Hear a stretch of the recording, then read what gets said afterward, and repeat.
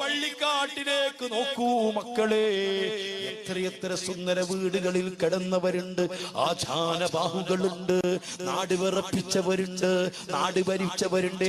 ആരുടെയെങ്കിലും വീട് നിങ്ങൾക്ക് വ്യത്യാസം തോന്നുന്നുണ്ടോ? ഈ വീടിൽ സൗകര്യം കൂടുതലുണ്ടെന്ന് തോന്നുന്നുണ്ടോ? അറ്റാച്ച്ഡ് സൗകര്യമുള്ള വീടുള്ളവരുണ്ടോ? എല്ലാവരും വീടും ഒരുപോലെയല്ലേ? എല്ലാവരും താമസിക്കുന്നത് ഒരേ വീട്ടിലല്ലേ? മുതലാളിയെന്നോ തൊഴിലാളിയെന്നോ പണ്ഡിതനെന്നോ പാമരനെന്നോ ഉള്ളവനെന്നോ ഇല്ലാത്തവനെന്നോ അല്ലാ നാട് വിറപ്പിച്ച വില്ലാളി വീരനെന്നോ വ്യത്യാസമില്ലാതെ വീടുകൾ കണ്ടില്ലേ? എല്ലാവരും ധരിച്ചിരിക്കുന്ന വസ്ത്രം ഒന്നല്ലേ? ആരെങ്കിലും ജീൻസ് ധരിച്ചവരുണ്ടോ?